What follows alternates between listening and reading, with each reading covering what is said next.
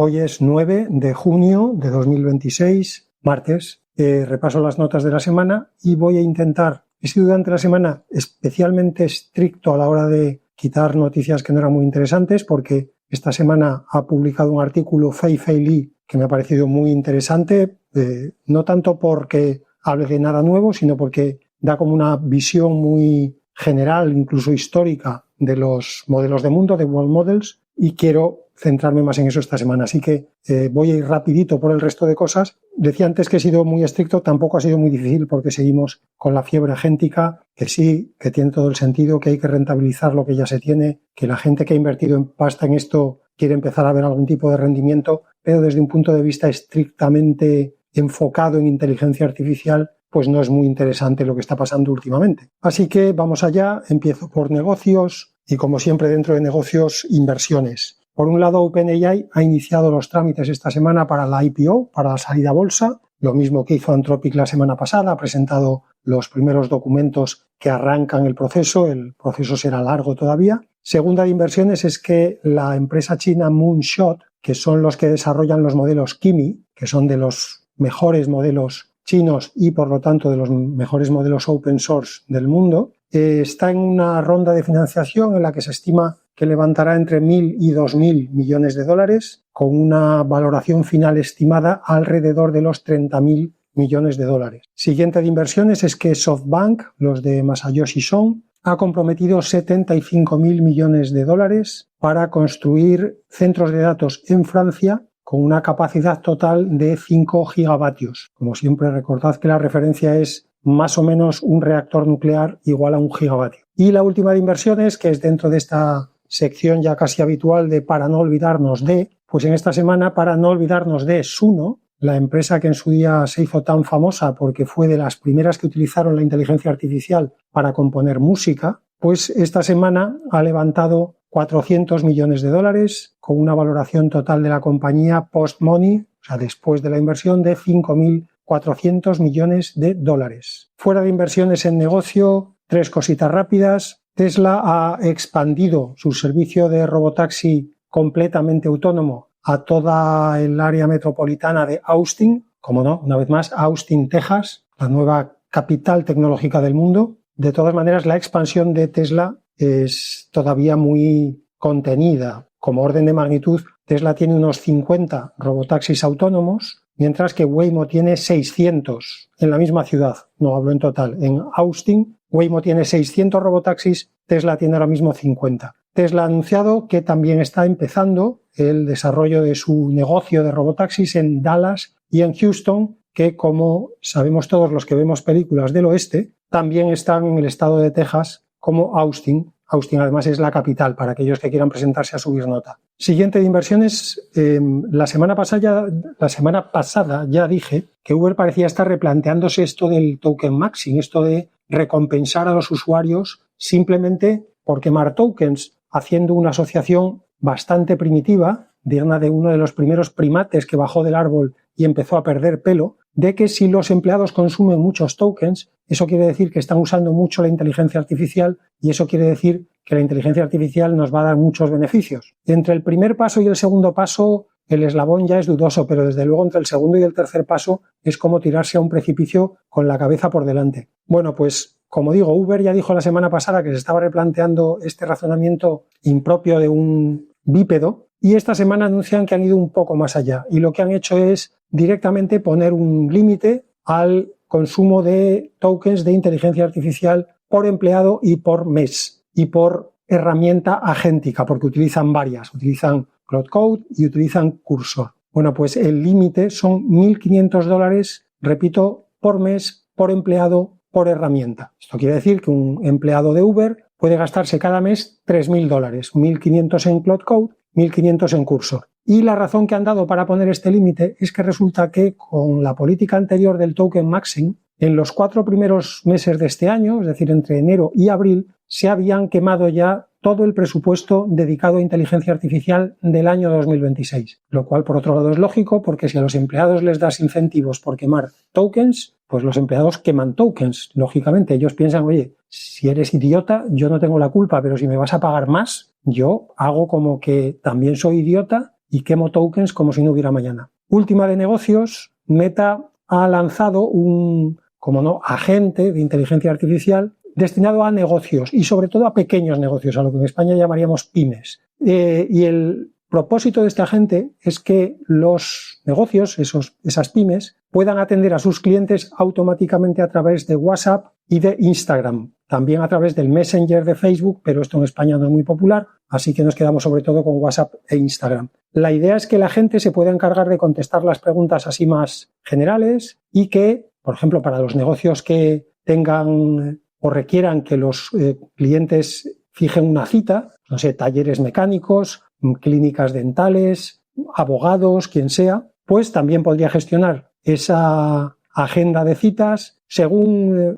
Meta, si se lo permites, puede incluso cerrar ventas y realizar cualquier otra función para la que tú contrates el agente. El agente permite que en cualquier momento de la conversación se pase la interacción a un humano, y Meta ha anunciado también que, aunque la herramienta será de pago, en el uso, digamos, habitual, de momento, como está, supongo que todavía un poquito de pruebas, de momento permiten el uso gratuito de la herramienta, a pesar de que, como digo, es para negocios y por lo tanto es una herramienta destinada a que esos negocios ganen más dinero. No sé si es que Meta no está muy segura de que se va a poder realmente ganar dinero con esto, o que simplemente, que parece lo más probable, quiere fomentar el uso, y la mejor manera de fomentar el uso de algo es dejar, si te lo puedes permitir, que tus clientes lo usen gratis y comprueben por sí mismos los beneficios. Porque si no es así, la prueba gratis no solamente no sirve para nada, sino que te acaba costando dinero. O sea, si tienes un mal producto y dejas que la gente lo use, aunque sea gratis, la gente lo usa, ve que es un mal producto, te lo devuelve y tú no vas a ganar dinero en la vida. Así que lo más normal cuando hay una prueba gratis es que el producto sea lo suficientemente bueno como para que después los clientes quieran pagar por él. Voy a desarrollo y me quito también rápido un par de cosas para centrarme en lo de Fei-Fei-Li. En modelos versiones, de hecho, esta semana solamente voy a comentar que Microsoft, y lo comento porque es Microsoft, si fuera de otro segundón no lo mencionaría, pero esta semana en una conferencia que han tenido, la que han llamado Build 2026, Build como construir en inglés, han presentado una nueva familia de modelos a la que han llamado Microsoft Artificial Intelligence. Las siglas son MAI, por lo tanto llamaremos a esta familia la familia MAI, y ha presentado 7 modelos distintos, cubriendo generación de texto, con razonamiento, imágenes, generación de voz, generación de código, es decir, programación, en fin, tocan todos los palos. Nada más de modelos versiones esta semana, no porque no haya habido, sino porque ya digo que esta semana he pasado la tijera especialmente afilada. Voy ya con desarrollo. Una noticia rápido antes de meterme con el artículo de Fei-Fei-Li, y es que Google ha presentado una nueva versión de Gemma 4. Es una versión de 12 billones americanos de parámetros, que por tamaño viene a ocupar un poco ese hueco que había tal vez exagerado entre las versiones que había ahora de Gemma 4. Había una versión de 4 billones y luego había versiones de 26 y de 31, y había ahí entre 4 y 26 no había nada. Pero lo interesante de esta versión, y por eso la comento en la parte de desarrollo propiamente dicha y no como una nueva versión sin más, es que en esta variante Gemma ha eliminado los encoders. Esta es una versión a la que han llamado encoder free. ¿Por qué esto es interesante? Pues porque hasta ahora los modelos multimodales incluían esos encoders para lo que no es texto, es decir, cuando tenían que tratar con imágenes, con sonido, con vídeo, con lo que fuera. Es importante mencionar que aunque les llamemos encoders, no son encoders propiamente dichos, encoder en el sentido tradicional de la arquitectura encoder-decoder, de la que, por cierto, también para los que se quieran presentar a subir nota, de esa arquitectura encoder-decoder salieron lo que ahora son los LLMs, y por eso los LLMs se llaman también decoder only, porque los LLMs solo utilizan el decoder de esa arquitectura tradicional, codificador de codificador. Bien, pues como digo, estos encoders en el contexto de los modelos multimodales no se refieren a los encoders de esa arquitectura tradicional, sino que son más bien, haciendo un salto conceptual muy grande, pero hoy ya digo que no me quiero enrollar mucho, son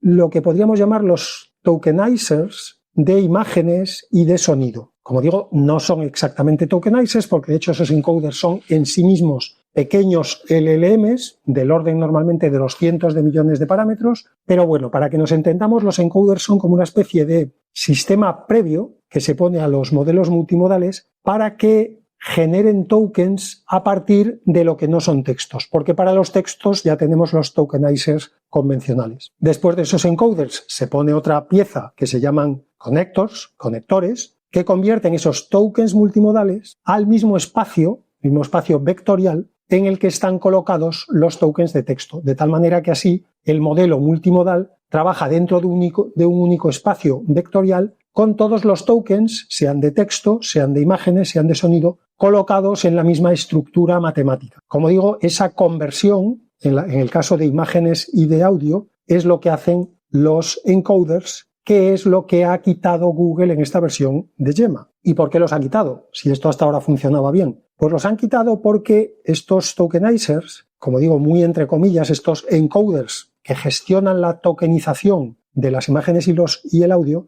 añaden una latencia importante al conjunto del sistema. Porque recuerdo que además de los encoders están luego los connectors, con lo cual cuando entran imágenes y audio, la llegada al espacio vectorial es mucho más lenta que cuando llega texto, que simplemente se tokeniza y se mete en el espacio vectorial. Esa latencia, además, no es una latencia que viene porque sí, es la latencia que viene de todas las operaciones que hay que hacer para tokenizar los componentes de imagen y de audio. Y esas operaciones consumen recursos, con lo cual el problema de los encoders es que generan latencia porque consumen más recursos, por lo tanto son más caros, hacen que el modelo sea más caro y más lento. Así que no es mala idea, y por eso Google lo ha intentado, buscar una manera de quitar esos encoders de tal manera que el procesamiento de imágenes y de audio sea igual de rápido y de barato, o lo más parecido posible en rápido y barato, al texto. Pues eso es justamente lo que Google ha hecho en este Gemma 4 de 12 billones americanos de parámetros. Ha quitado los encoders, ha quitado los conectores y alimenta directamente al modelo con los patches de las imágenes. Las imágenes se dividen en trocitos, que en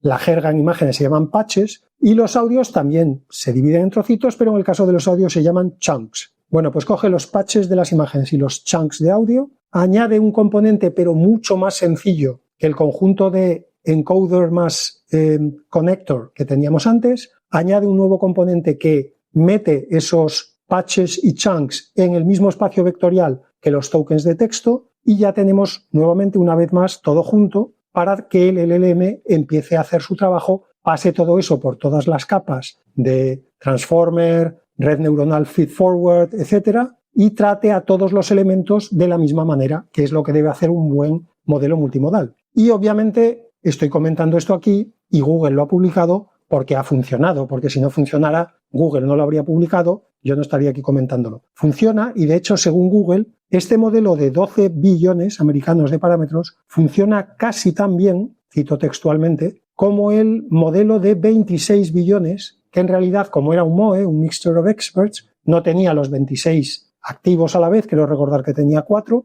pero aún así el tamaño total del modelo, la inteligencia total del modelo proviene de 26 billones. Bueno, pues este con solo 12 y este cambio en la arquitectura genera resultados, de nuevo citando textualmente, casi tan buenos como el de 26. El tamaño bastante contenido, con esos 12 billones, hace que se pueda ejecutar en, nuevamente según Google, cito textualmente, muchos portátiles con 16 gigabytes de RAM. Tengamos en cuenta que los americanos normalmente, cuando se refieren a un teléfono, quieren decir un iPhone, y cuando se refieren a un laptop, quieren decir el último MacBook Pro más pepino que haya sacado Apple, con la mayor cantidad de memoria, el mejor procesador y el color verde aguacate en puesta de sol más caro que haya para elegir la carcasa del MacBook. Así que hay que coger con pinzas cuando una empresa americana dice que algo se puede ejecutar en un laptop, porque quiere decir normalmente en el laptop más caro que fabrique Apple en ese momento. Pero dicho esto, siempre son buenas noticias que la inteligencia artificial vaya acercándose a la informática de consumo. Y voy ya por fin con el artículo de Fei Fei Li, que, haciendo un rápido recordatorio, para los que no tengan mucha cultura de inteligencia artificial, histórica sobre todo, Fei Fei Li es una de los fundadores, podríamos decir, de la inteligencia artificial moderna, de lo que ahora, de esta ola en la que estamos montados de inteligencia artificial desde hace unos 10-15 años. Pues Fei Fei Li fue una de los principales contribuidores a poner en marcha esta ola. Porque Fei Fei Li junto con otro pequeño, realmente muy pequeño puñado de valientes, a principios de la década de 2010, más o menos, creyó en que el conectivismo se iba a imponer al simbolismo, este debate que he comentado muchas veces en el podcast, y creyó que las redes neuronales, que en aquel momento estaban aparcadas, no en segunda fila, estaban aparcadas en cuarta fila, con la grúa del ayuntamiento ya esperando para llevárselas, pues Fei-Fei Li creyó que las redes neuronales nos iban a dar grandes alegrías, como después quedó y está quedando confirmado, y se arremangó literalmente, creó una cosa que se llamó ImageNet, que fue la primera gran base de datos etiquetada de imágenes. A partir de ahí, luego,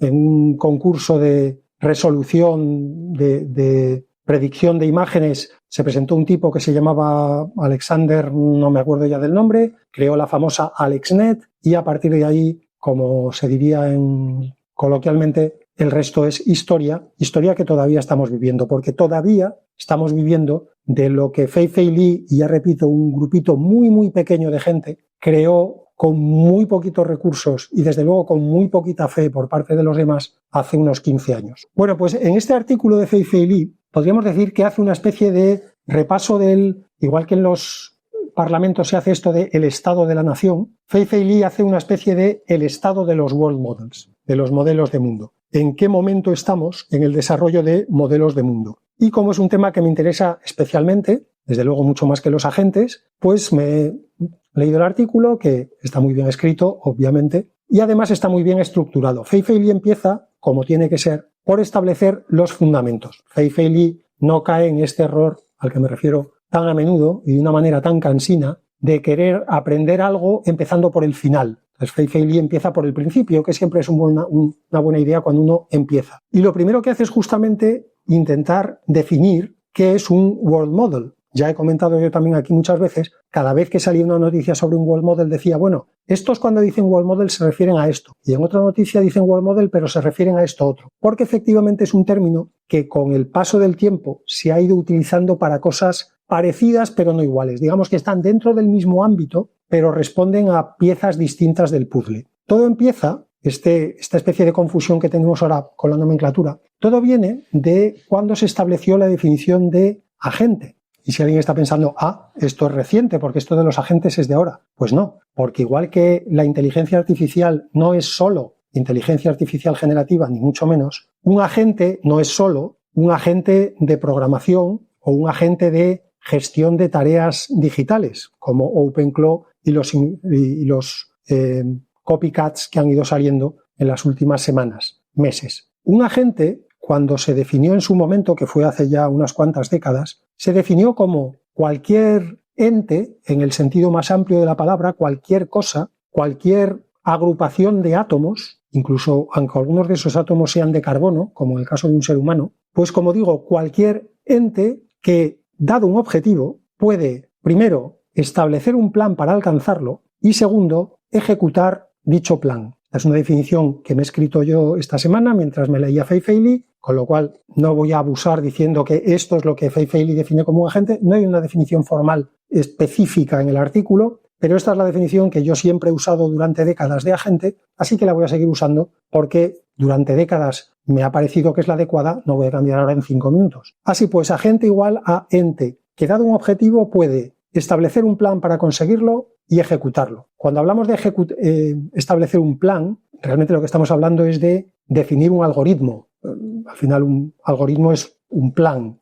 Plan es una palabra que es más coloquial. Algoritmo todo el mundo cree que es una cosa que hacen los de Google para robarnos nuestros datos y hacerse ricos. Tampoco es eso, pero no vamos a discutir ahora con la mayoría de la población mundial porque son muchos y nos van a ganar. Con esa definición de agente, el ejemplo más claro, más paradigmático es un ser humano. Nosotros somos un agente inteligente, un agente de inteligencia, en este caso natural, porque dado un objetivo último, que no me voy a extender aquí ahora porque para eso estoy escribiendo un ensayo ya desde hace tanto tiempo que yo creo que no voy a terminarlo nunca, pero me remito a ese ensayo que no se publicará jamás, pero me remito yo para mí mismo internamente, como establezco en ese ensayo que, para el que tenga curiosidad, se titula Una teoría computacional de la existencia. El objetivo último de un ser humano es hacer réplicas de sí mismo y lo que hace nuestro agente de inteligencia artificial es ir subdividiendo ese objetivo en subobjetivos. Por ejemplo, si quieres hacer réplicas de ti mismo, lo primero que tienes que conseguir es mantenerte vivo, porque hacer réplicas de uno mismo cuando estás muerto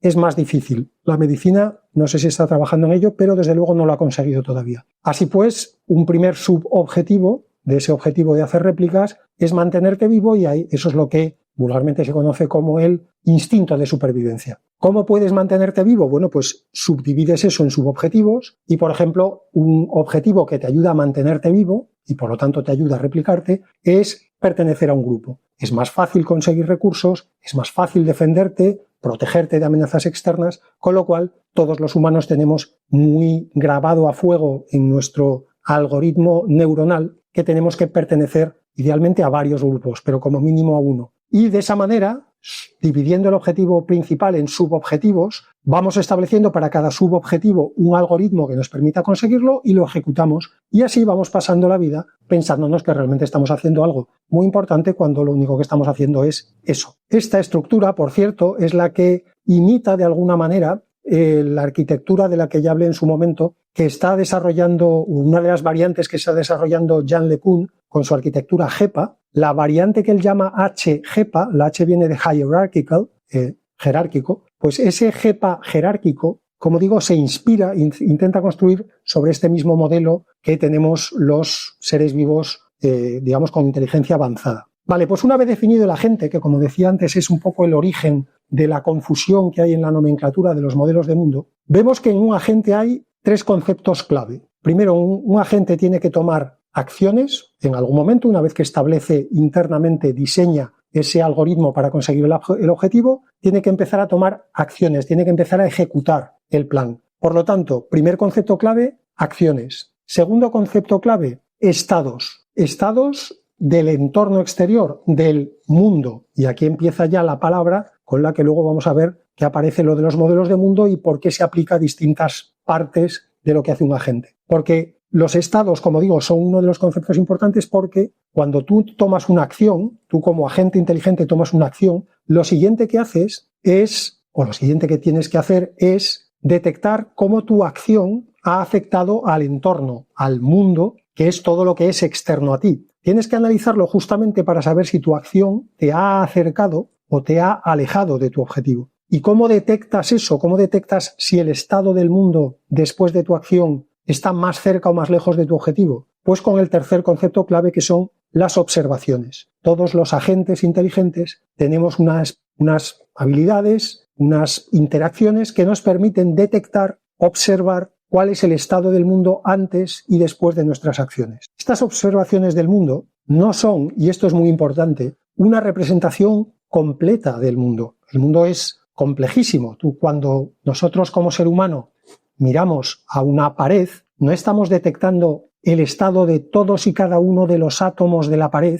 y el estado de todos y cada uno de los fermiones y bosones que hay en cada uno de los átomos de la pared, todos los valores de energía, todos los neutrinos que están atravesando la pared en ese momento. No, lo que hacemos es una simplificación del mundo que nos rodea y cuando vemos una pared nos fijamos en la pared en su conjunto, en una escala muy por encima de lo que sería el estado exacto de cada uno de los componentes de la pared. Es decir, construimos internamente un modelo simplificado del mundo exterior, del mundo que no pertenece a nosotros, a la gente inteligente. Como ya decía antes, todo esto es teoría de incluso antes de que naciera yo, que ya es decir, por ejemplo, esta idea de que los agentes inteligentes tienen que construir un modelo simplificado del mundo exterior es un concepto que estableció, hasta donde se sabe por primera vez, un tipo que se llamaba Kenneth Craik, escrito C-R-A-I-K, en, atención al dato, 1943. Estamos hablando de a mitad de la Segunda Guerra Mundial. Este señor estaba pensando en estas cosas. Y él habló de que un agente inteligente necesita construir, cito textualmente, small scale models of reality, es decir, modelos de realidad a pequeña escala. Este concepto, que estaba por ahí aparcado como tantas otras cosas, se recuperó en los años 80, 90, digamos, cuando se hizo el primer rescate conceptual de las redes neuronales. Después se volvieron a aparcar y después, afortunadamente, llegaron Fei-Fei Li y los demás y las rescataron. De hecho, esta parte de los agentes, la parte que usa las observaciones para construir modelos internos simplificados del mundo exterior, podría postularse que es justamente lo que llamamos coloquialmente inteligencia, la capacidad de construir modelos interiores, como agentes inteligentes que somos, de una realidad increíblemente compleja que tenemos fuera. Y esto, ya hago una digresión sobre la digresión y vuelvo, pero es que me pareció muy interesante cuando lo leí en el artículo de Fei-Fei Li, la cabeza me llevó a esta otra idea, que no está en el artículo de Fei-Fei Li, pero que yo tenía por ahí aparcada, y es que esto podría relacionarse con una idea que también lleva décadas flotando en el ámbito de la teoría de la información de Shannon, que es que, resumiéndola muy mucho, según esa idea, la inteligencia es la capacidad de comprimir. Se suele resumir, de hecho, como una ecuación que pone compression equals intelligence. Compresión igual a inteligencia. Y digo que esta idea que flota en la teoría de la información se relaciona con esta cualidad de los agentes inteligentes de elaborar modelos de mundo simplificados, porque realmente lo que hacemos los agentes inteligentes es comprimir toda la información que nos llega en un modelo lo suficientemente detallado como para que podamos interaccionar con el mundo sin equivocarnos, pero también lo suficientemente poco detallado como para que no tengamos que consumir una cantidad desproporcionada de recursos en analizar ese modelo interno. Y hago una última digresión, no me puedo contener, una digresión sobre la digresión de la digresión. Esta idea de que la complejidad es la inteligencia, la compresión es la inteligencia, tuvo como primeras raíces la definición que dio Kolmogorov de lo que después se llamó la complejidad de Kolmogorov, que se define como, dado un ente, nuevamente el que sea, la complejidad de Kolmogorov es la longitud del programa más corto que puede producir dicho ente. Y este Kolmogorov, efectivamente, para los que lleven ya tiempo escuchando el podcast, es el mismo Kolmogorov de las redes KAN, de las redes KAN, que son las redes de Kolmogorov y Arnold. Kolmogorov-Arnold Networks, KAN, de las que ya he hablado también aquí alguna vez, y con esto voy cerrando la digresión, vuelvo al hilo principal, y como decía, en un agente hay tres conceptos clave, repaso de nuevo, acciones, estados del mundo y observaciones de esos estados para construir un modelo interno del mundo exterior. Técnicamente, originalmente, cuando se hablaba de world models, modelos de mundo, esa definición se refería específicamente a esta representación interna del mundo que hace un agente, esa representación simplificada que hacemos, por ejemplo, los seres humanos o cualquier otro agente inteligente del mundo exterior, que es mucho más complejo. Y hacemos esa representación interna justamente para poder prever cómo se relacionarán los otros dos elementos de esos tres conceptos: acciones, estados, observaciones. Usamos las observaciones para predecir cómo las acciones afectarán a los estados del mundo. Y así es como están conectados los tres elementos. Justamente están conectados a través de ese world model interno que construimos los agentes inteligentes. Y por eso decía que se podría interpretar que lo bien o mal que un agente inteligente es capaz de hacer ese modelo de mundo interno es la mejor medida de lo muy o poco inteligente que es ese agente inteligente. El modelo de mundo que somos capaces de construir los seres humanos a día de hoy es muchísimo mejor que el modelo de mundo que puede construir una inteligencia artificial, y por eso a día de hoy los seres humanos seguimos teniendo una inteligencia en general superior a la inteligencia artificial. De la misma manera, el modelo de mundo interno que somos capaces de construir los humanos es mucho mejor que el que puede construir una hormiga, y por eso los seres humanos somos mucho más inteligentes que una hormiga. Lo que pasa es que, como tantas otras cosas, ese concepto, esa idea de world model, que originalmente, como digo, se refería al modelo interno que hacemos los agentes del mundo, se fue difuminando, la gente fue usando esa palabra como digo, dentro del mismo contexto de hablar de agentes inteligentes, pero para piezas distintas, para piezas que estaban conectadas al world model original, pero que no eran el world model original. Pero bueno, a día de hoy ya el genio ha salido de la botella, la palabra o la expresión se refiere a más cosas y es mejor ser consciente de cuáles son las distintas cosas a las que se puede referir, porque si no vamos a cometer muchos errores cuando interpretemos papers o desarrollos o nuevas propuestas en el ámbito de los world models. Aquí es donde Fei-Fei Li hace una distinción muy bien expuesta de las acepciones que a día de hoy tienen los world models. Por un lado, hablamos de world models para referirnos a puros renderizadores, es decir, a modelos que lo que hacen es generar lo que serían las observaciones de un agente, la realidad que un agente podría percibir. Estos son los modelos, por ponerlo de una manera mucho más práctica, son los modelos que generan vídeos realistas. Pues por ejemplo en su día Sora o el Google Genie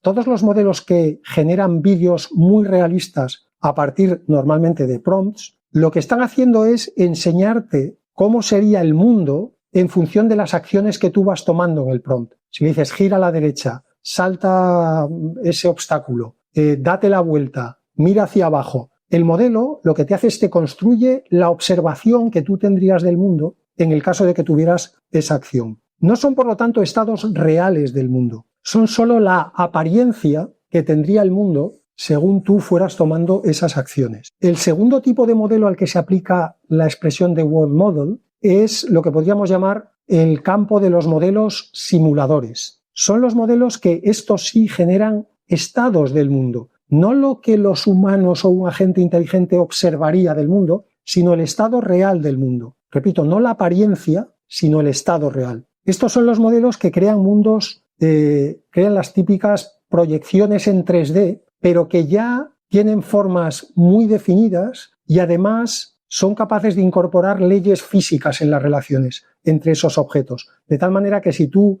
te vas moviendo por ese simulador y llegas a una pared, no puedes atravesar la pared, porque el modelo entiende la ley física que te separa de la pared. Es más, podría entender en función de cómo tú te acerques de rápido a la pared, cómo de fuerte sería el rebote hacia atrás cuando te chocaras contra la pared. Eso, repito, ya son simuladores, no son simplemente renderizadores. Y el tercer ámbito al que se aplica el concepto de world model es a lo que se llaman planificadores, que son los modelos que generan acciones. Repito rápidamente, recapitulo, los renderizadores generan observaciones, los simuladores generan estados y los planificadores generan acciones. Y vemos aquí que están nuevamente los tres conceptos claves de un agente: acciones, estados, observaciones. Bueno, pues los planificadores, decía, son los que generan acciones. A partir de una observación, lo que hacen es elegir la mejor acción posible para avanzar hacia el objetivo que tienen que conseguir, porque no olvidemos que todo esto está dentro del contexto de desarrollar agentes inteligentes que tienen un objetivo. Digamos que los planificadores son como la imagen especular de los renderizadores, de los primeros. Los renderizadores, tú les dabas acciones en el prompt, le decías gira la cámara a la derecha, súbete a esa piedra, tírate en el suelo, tú le dabas acciones y el renderizador te generaba la observación, te generaba cómo percibirías tú el mundo después de esa acción, mientras que los planificadores hacen lo contrario. Los planificadores tienen como input las observaciones y lo que hacen es generar la mejor acción posible para construir el objetivo. Bueno, pues según Fei-Fei Li, he hecho este repaso que ella hace también, como digo, muy bien, de cómo ha ido evolucionando el concepto de world model. Según Fei-Fei Li, los simuladores de estos tres tipos, recuerdo renderizadores, simuladores, planificadores, los simuladores son el área más importante de desarrollo porque es la que conecta a los otros dos. Y efectivamente, si te lo piensas un poco, es obvio. Con un buen simulador, crear observaciones es bastante inmediato. Es decir, el simulador lo que nos dice es el estado real del mundo, nos dice cómo es el mundo. Luego, si sabemos cómo es el mundo, no parece muy complicado construir cómo parece el mundo, cuál es la apariencia del mundo si ya sabemos cómo es el mundo en realidad. Así pues, a partir de un simulador, construir un renderizador parece bastante fácil y con un buen simulador también parece bastante fácil construir un planificador porque si conoces muy bien el estado del mundo, si sabes muy bien cómo es el mundo y cómo va a ser el mundo según cada acción que tú ejecutes, porque la puedes simular en el simulador, entonces es muy fácil elegir cuál es la mejor acción para construir tu objetivo, porque puedes simular en el simulador todas las posibles acciones y elegir la mejor en función del resultado que el simulador te va a dar y que, recordemos, será el mismo que sucedería en el mundo porque el simulador es capaz de construir no cómo parece el mundo que es, sino cómo es el mundo. Y si los simuladores son la pieza clave, Fei-Fei Li se pregunta y ella misma responde, Si los simuladores son la piedra filosofal, ¿por qué no estamos ya desarrollando todos simuladores como locos para a partir de ahí empezar a construir agentes inteligentes de verdad y no esta cosa que tenemos ahora rodeada de arneses, andamios, frameworks y todo el árbol de Navidad? Bueno, pues el problema, como siempre, dice Fei-Fei Li, y es obvio para cualquiera que haya seguido el desarrollo de la inteligencia artificial en las últimas décadas, son los datos, como siempre. Porque conseguir datos para entrenar a un simulador es mucho más complicado que conseguir datos para entrenar a cualquiera de los otros dos tipos, a los renderizadores y a los planificadores. Sobre todo a los renderizadores, para los que tenemos un montón de datos que son básicamente todos los vídeos que los humanos hemos producido, especialmente desde la llegada de YouTube. Por eso los renderizadores son el campo que más avanzado de los tres tipos de World Model, mientras que los simuladores y los planificadores, que requieren conocer no cómo parece el mundo, sino cómo es el mundo, pues van por detrás. A partir de esa idea, Fei-Fei Li cree que el objetivo final debería ser reunir los tres World Models en uno. Volver a la idea original de que el World Model sea ese modelo interno que permite reproducir el mundo de una manera lo suficientemente acertada como para que nos permita simular el mundo real, pero de una manera lo suficientemente general como para que no necesitemos reconstruir dentro de nuestra cabeza un universo exactamente igual al universo que tenemos fuera, entre otras cosas porque no nos cabrían los átomos en el cerebro. Bueno, pues con esa idea, dice Fei-Fei Li, es justamente con la que trabajan en su empresa, la startup esta que empezó, que se llama World Labs, y en concreto en la línea, en la familia de modelos que empezaron a desarrollar ya y a la que llaman Marble, M-A-R-B-L-E,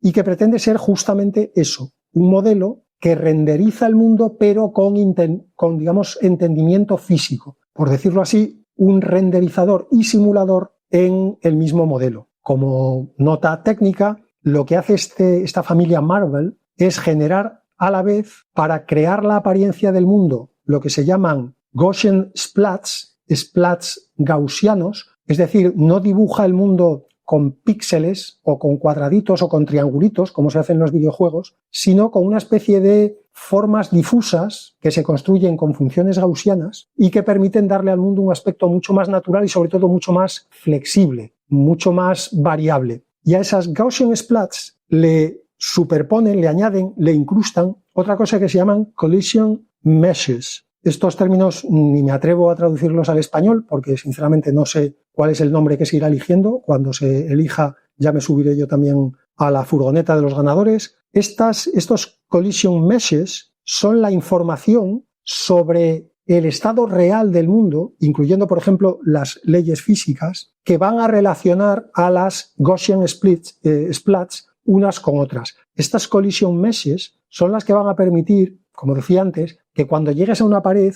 no la puedas atravesar y entrar dentro de la casa, sino que te choques con la pared, pero además te choques de una manera físicamente real. No simplemente que no puedas andar y te quedes como en los videojuegos antiguos pegado a la pared moviendo los pies pero sin traspasarla. No, literalmente llegarás a la pared y rebotarás hacia atrás y ese rebote tendrá en cuenta las leyes físicas que controlan, pues en este caso, yéndonos a la física newtoniana, porque no vamos a resolver esto con relatividad y mecánica cuántica, que nos tiraríamos toda la vida, pues haría el cálculo de la acción y reacción teniendo en cuenta tu velocidad, tu inercia, tu masa y lo mismo de la pared. Este es el camino, dice Fei-Fei Li, que nos llevará a lo que ella llama un Unified World Model, un modelo de mundo unificado, y de esa manera concluiríamos el camino que empezó, como decía antes, en los años 80, que se fue medio apagando en los 90, desapareció en los 2000 y se recuperó, gracias, entre otros, a Fei-Fei Li, a partir de 2010, y como digo, ese Unified World Model sería el final de ese camino, que no es que esté cerca, pero que al menos a día de hoy empieza a parecer factible, algo que hace 15 años parecía literalmente imposible, que algún día se llegara a eso. Y esto es lo que Fei-Fei Li nos ha contado esta semana, añadiendo algunas digresiones y digresiones de digresiones que me he permitido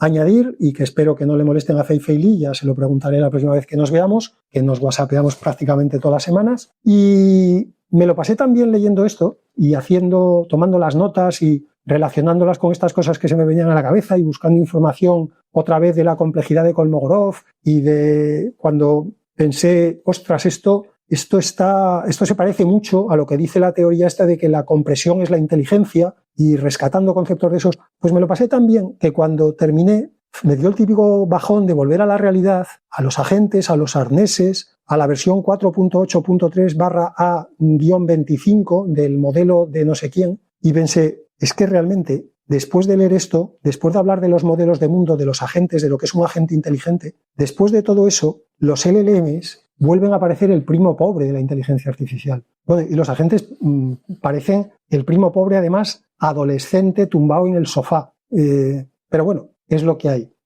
Termino con unas palabras textuales de Fei-Fei Li en el artículo que decía, hablando también de por qué los LLMs, ella cree, como Yann LeCun y otros en los que también estoy yo, pero no por rango, sino simplemente me sumo para hacer más bulto, pero nada más.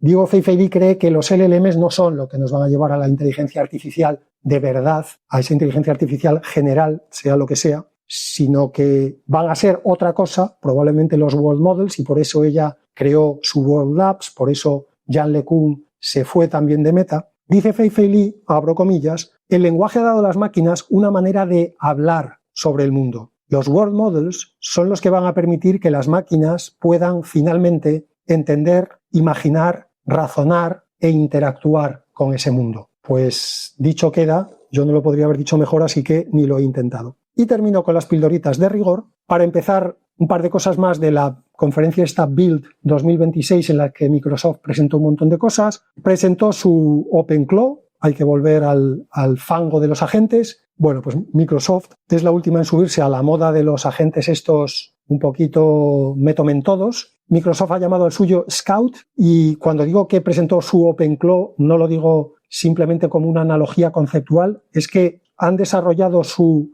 Scout partiendo de OpenClaw, que como es código abierto lo puedes coger como base para lo que quieras, y han anunciado ya que lo van incorporando a Teams. Así que los que uséis Teams, prepararos para que dentro de poco os aparezca por ahí otra vez Clippy ensoberbecido. Y otra cosa que presentó Microsoft en la Build 2026 fue la versión 2 de su chip cuántico, al que han llamado, igual que la una, Majorana 2, y de esto ya hablé en su día cuando presentaron la primera versión, pero recuerdo rápidamente que llaman al chip, a la familia de chips Majorana, porque está construido sobre la base teórica de los fermiones de Majorana. Y el que no sepa quién es Majorana ya puede ir a buscarlo a Google, porque además de las contribuciones que hizo a la física teórica, tiene una historia personal que da para un podcast de estos de True Crime, porque desapareció en condiciones increíblemente misteriosas. Pero este no es un podcast para entretener a la neurona, es un podcast para hacer que la neurona se esfuerce un poco, así que no voy a seguir por ahí. Según Microsoft, esta segunda versión del chip Majorana mejora 1000 veces la fiabilidad de la primera versión en algunas métricas. Además de eso tiene 12 qubits que duran más de 20 segundos, y esto que puede parecer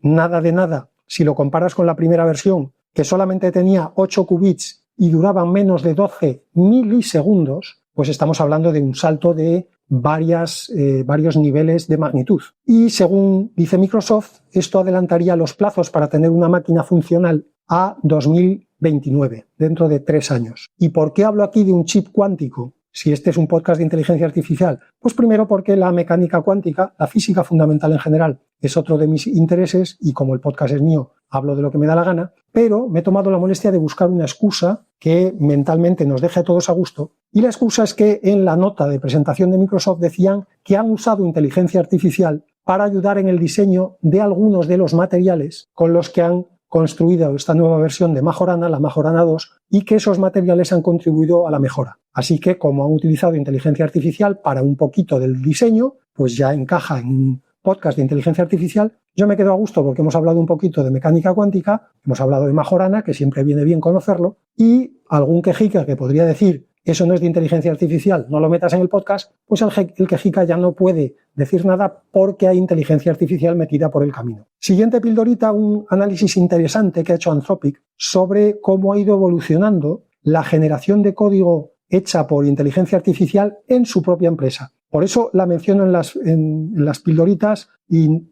digo muchas veces que no menciono la mayoría de los estudios que salen sobre uso de inteligencia artificial, tendencias de inteligencia artificial, porque casi todos son estimaciones hechas en 200 empresas, 300 empresas, 500, como si me pones 1000. Si las empresas no están elegidas con una representación estadística perfecta, no sirven para nada. Pero como este es un ejemplo de Anthropic sobre ellos mismos, pues asumo que los datos que tienen son fiables. Ellos toman como referencia la media de líneas de código que producía un programador en su empresa desde 2021 a 2024, justo antes de que ellos internamente empezaran a utilizar Claude Code. Bueno, pues desde 2025 la programación, la cantidad de código generado por inteligencia artificial va aumentando progresivamente por cada cuarto. Dividen las medidas en cuartos naturales del año, los 4 cuartos que tiene un año. En el primer cuarto, si llamamos a la media pre-inteligencia artificial, la ponemos en 1, un programador a partir de 2025 empezaba a producir 1,2. En el segundo cuarto, 1,5. Tercero, 1,9. Y en el cuarto, 2,5. Es decir, si asumimos que el programador, porque sigue teniendo el mismo cerebro y las mismas manos, produce 1, que es lo que producía antes de la inteligencia artificial, si ahora se están generando 2,5, eso quiere decir que el 1,5 extra lo está produciendo la inteligencia artificial, que ya sería un aumento considerable. Pero lo que se ve en la curva es que a partir de 2026 de este año, cuando ellos ya han empezado a utilizar el Mythos preview internamente, en el primer cuarto el índice sube, recuerdo que terminó 2025 en 2,5, pues en el primer cuarto ha subido a 5,8 y en el segundo cuarto ha subido a 8. Es decir, nuevamente, si asumimos que un programador antes de la inteligencia artificial producía 1, ahora ese mismo programador está produciendo 8, lo cual quiere decir que las 7 de diferencia, las 7 líneas de código, si queremos hacerlo por unidad de línea de código, las está generando la inteligencia artificial, en este caso Claude. Aprovechando esto, Anthropic ha sacado también un documento, no en la misma tanda, advirtiendo de que la famosa RSI, la Recursive Self-Improvement Artificial Intelligence, o sea, la inteligencia artificial que automejora recursivamente, está más cerca de lo que las instituciones, las empresas, los gobiernos creen, y cree Anthropic que no nos estamos preparando desde un punto de vista institucional, repito, empresas, gobiernos, tal, para la que se nos viene encima, que según ellos, no sé si será más grande de lo que nos imaginamos, pero según ellos va a ser antes de lo que nos imaginamos. Siguiente pildorita, un artículo que publicaban la Universidad de Friedrich-Alexander en Erlangen-Nuremberg y la Universidad de Heidelberg. Todos estos nombres no hace falta decir de dónde son, Uno lee estos nombres y ya se pone firme. Son 2 universidades alemanas que presentan un experimento muy interesante. Pusieron a varias personas a escuchar audiolibros y les conectaron en el cerebro electroencefalogramas, máquinas de, obviamente,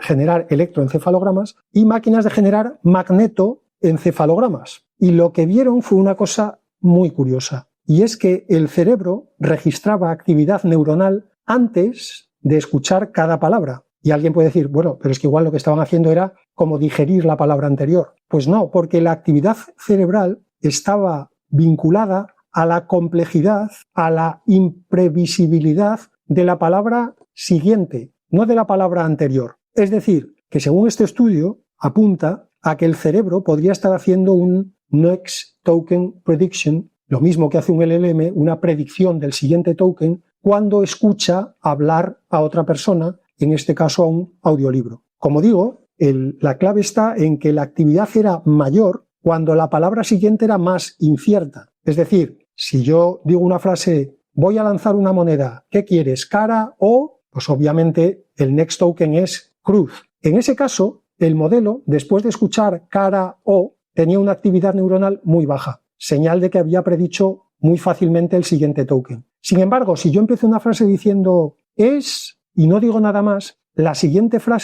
palabra puede ser, no digo que cualquiera, pero pueden ser como cientos, no sé si a lo mejor miles no, van a ser muchas, pero pueden ser cientos de palabras diferentes. En ese momento la actividad cerebral se disparaba, porque estaba intentando predecir una palabra con un gran nivel de incertidumbre. Así que me ha parecido muy interesante esta pildorita, porque yo cuando alguien me dice aquello de, pero vamos a ver, la inteligencia artificial, todos sabemos que no es como la nuestra, porque al final un LLM lo único que hace es predecir el siguiente token. Y yo lo que siempre respondo a eso es, ¿y tú cómo sabes que tú no haces tan bien eso. O sea, no digo que no hagas más cosas, pero estás asumiendo como premisa, nuevamente porque esto normalmente lo suelen preguntar humanistas, tú estás asumiendo como premisa que nuestro cerebro funciona de una manera diferente. No me sabes decir cuál es esa manera. Tú simplemente me dices que por definición tiene que ser diferente de la inteligencia artificial. Así que aquí hay un pequeño indicio, esto no es ni mucho menos una prueba, pero aquí hay un indicio de que igual el cerebro funciona más parecido a una inteligencia artificial de lo que nos creemos. Penúltima píldora, última de hecho píldora, digamos, sobre acontecimientos técnicos noticiables de la semana, porque la última píldora es una reflexión barra homilía de estas que suelto de vez en cuando. Así que la penúltima píldora, y ya digo última de verdad, es un experimento de la Universidad de Zúrich junto con DeepMind, la unidad de Google, en la que muestran cómo entrenando a un dron solo con Reinforcement Learning consiguen ganarle al campeón de drones humano, en este caso de Suiza, que es donde hacían el experimento, porque ya digo que era en colaboración con la Universidad de Zúrich. Os dejo el enlace al vídeo en las notas, es muy divertido y muy instructivo de ver, sobre todo cuando muestran en el vídeo los mapas de las funciones de valor en tiempo real de cómo va cada dron, pues eso, pintando internamente la función de valor de cuál es la mejor ruta, cuál es el mejor punto, cuál es la mejor trayectoria a seguir y cómo actualizan eso a toda velocidad en función de cómo se van moviendo el resto de los drones con los que compiten. Como digo, muy interesante. Y para terminar, una pildorita sobre un par de cosas que me han pasado últimamente, cosas separadas, pero que en algún momento se me han conectado en la cabeza porque creo que ilustran bien algunas ideas que he ido dejando por ahí separadas y las conectan y las llevan a una situación más concreta. Vamos allá porque la descripción teórica suena como siempre complicada. Por un lado, quedé hace unos días con una persona que me pedía mi opinión sobre cómo de real es el uso de la inteligencia artificial a día de hoy en empresas. Porque me decía que lo que él veía, digamos como usuario, es que la inteligencia artificial hace cosas espectaculares, que ves vídeos, por ejemplo, de inteligencia artificial que son ya auténticas películas, o ves imágenes, o ves de vez en cuando gente que comparte respuestas que le da un chatbot, que piensas, bueno, este chatbot es más inteligente que Einstein. Pero que por otro lado, su sensación es que las empresas todavía no estaban haciendo nada relevante, más allá de pues hacer algún pilotito y sobre todo sacar muchas notas de prensa diciendo que están haciendo cosas, pero nadie decía exactamente qué. Y esta persona, que tiene larga experiencia como directivo de empresas, pues sospechaba, como yo creo que sospechamos todos, que cuando sacas una nota de prensa con generalidades, llena de palabras del bullshit bingo, sin concretar muy bien qué estás haciendo, ni cómo, ni cuándo, pues lo más probable es que no estés haciendo nada. Sacas la nota de prensa como una acción de marketing, pero no porque realmente estés haciendo nada. Y esta persona, que no, como la mayoría de la gente, pues no tiene por qué tener un conocimiento muy profundo de hasta qué punto la inteligencia artificial realmente puede o no puede hacer nada, pues tenía la duda de las empresas no están haciendo nada porque la inteligencia artificial no es tan buena como parece, o como me parece a mí como usuario, o no están haciendo nada porque, aunque la inteligencia artificial podría hacer cosas, no se atreven, o en fin, me pedía un poco mi opinión sobre eso. Y yo le respondía con algo que también he repetido muchas veces aquí, que es, todos nos habríamos evitado muchos dolores de cabeza si desde el principio a la inteligencia artificial generativa la hubiéramos llamado inteligencia artificial creativa. Esto habría quitado el 90% de los dolores de cabeza que las empresas han tenido con la inteligencia artificial. Porque cuando tú sabes que la principal virtud de algo es su creatividad, si te dicen, esta es una inteligencia artificial creativa, tú piensas, vale, es el principal talento de esta inteligencia artificial, o si lo llevamos a la analogía con una persona, si a ti te presentan una persona diciéndote, esta es una persona muy creativa, ¿vale? Tú te quedas con eso en la cabeza. ¿Utilizarías a esa persona muy creativa para que te ayudara a hacer una campaña publicitaria? Pues probablemente sí, ¿no? ¿La utilizarías para que te ayudara a escribir una novela? Pues también. ¿La utilizarías para que te ayudara a hacer una película? También. ¿Utilizarías a esa persona muy creativa para que te hiciera el estimado de ventas del mes que viene? Hombre, pues si no te queda más remedio, si no tienes a otro en la empresa, pues igual sí. Porque, vamos a ver, en el caso de la persona, y siguiendo la analogía igual en el caso de la inteligencia artificial, que alguien tenga como principal talento la creatividad no quiere decir que no tenga otros.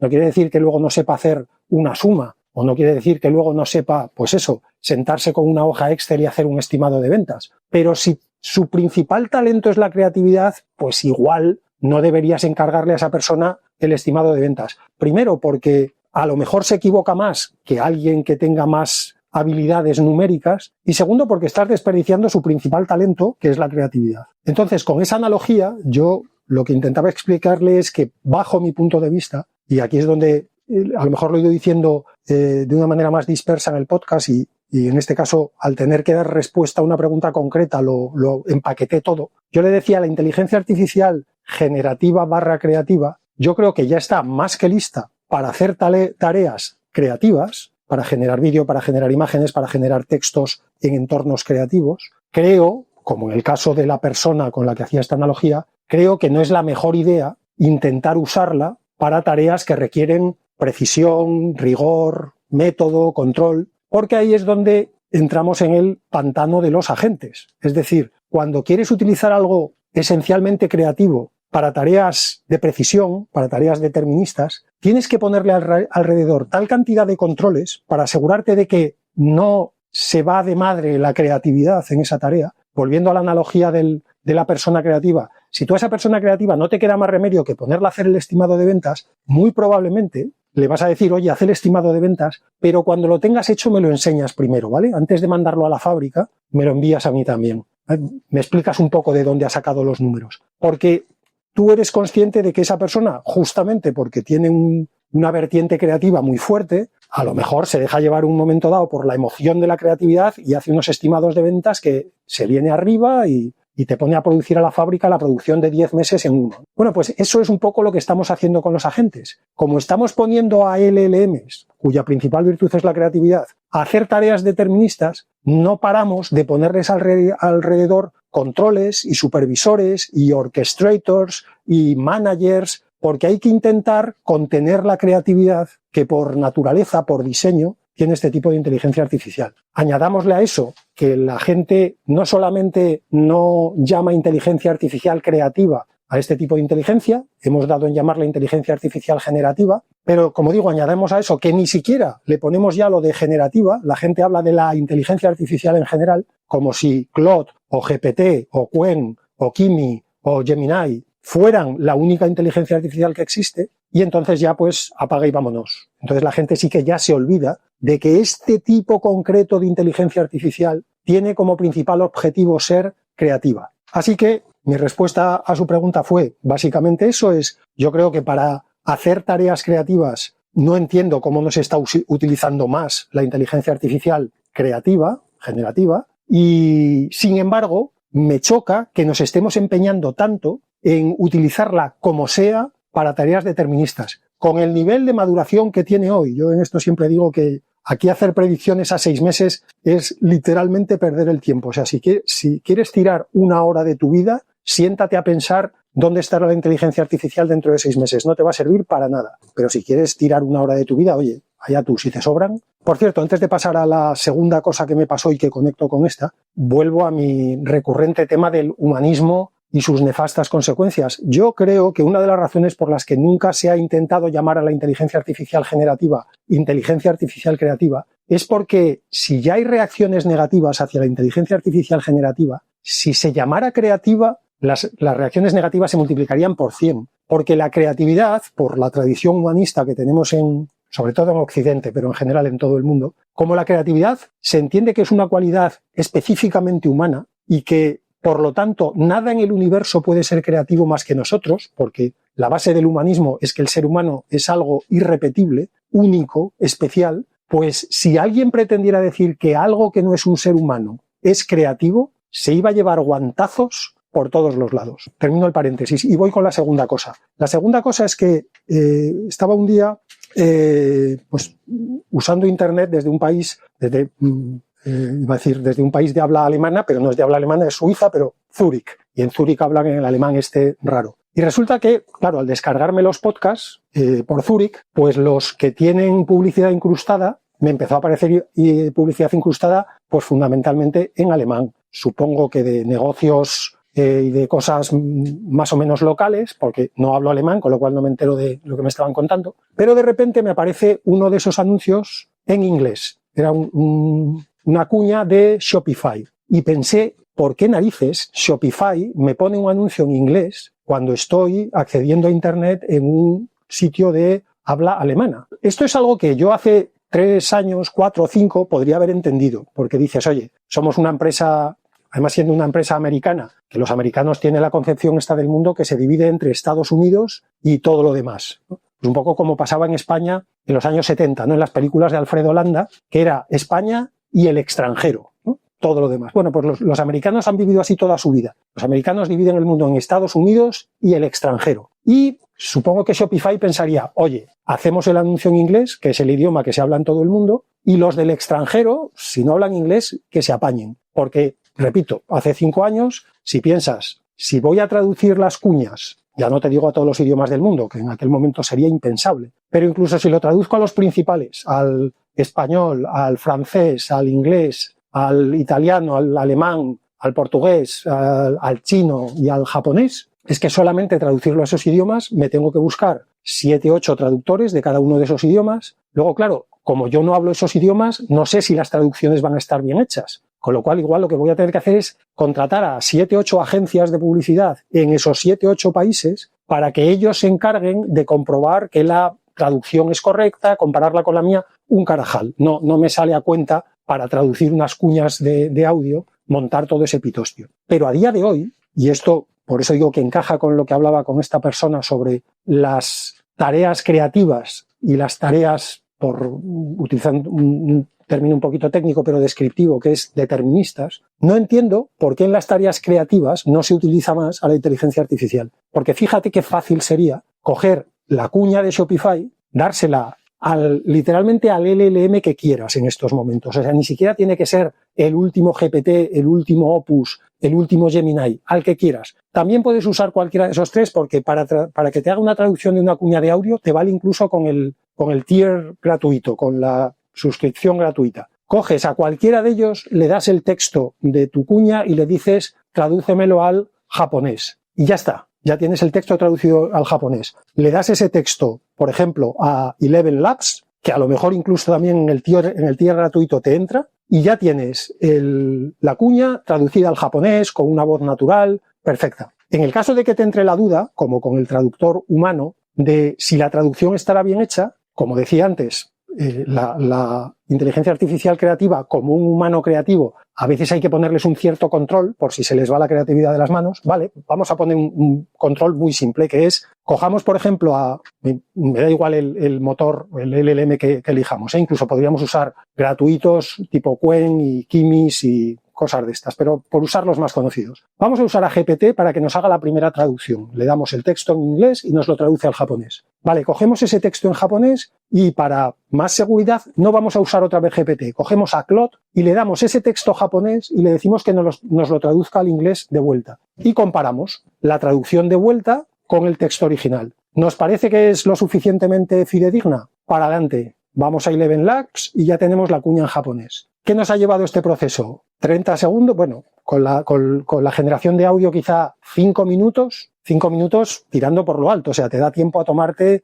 un latte macchiato con un cupcake en un restaurante vegano, mientras te hacen todo esto las inteligencias artificiales sin que tú te despeines. Así que en 5 minutos y gratis tienes traducidas todas tus cuñas a todos los idiomas del mundo que quieras. Pero es que incluso si eres tan vago que piensas, es que 5 minutos yo estoy súper liado. Soy un tipo muy importante, yo en mi empresa soy imprescindible, a mí me han dado el coche de empresa más caro que se da en la empresa, con lo cual eso ya te da una idea de lo importantísimo que soy yo. Además de eso, luego tengo que ir a recoger a los niños a karate, yo no me da la vida, no puedo estar aquí supervisando inteligencias artificiales. Vale, pues venga, te voy a poner un tercer paso y ya automatizamos todo el proceso. Primer paso, coges a GPT, esto que te lo programe uno de los, como eres tan importante en la empresa, seguro que todos los programadores que tengas en la empresa se matan por hacerte favores. Y si no, se lo ordenas, porque si eres tan importante, supongo que mandas en mucha gente. Coges a un programador que te haga un programita que también le va a llevar 5 minutos, que consiste en, coges el texto original en inglés, se lo mandas a GPT y que te responda con la traducción en japonés. Esa traducción en japonés se la mandas a Claude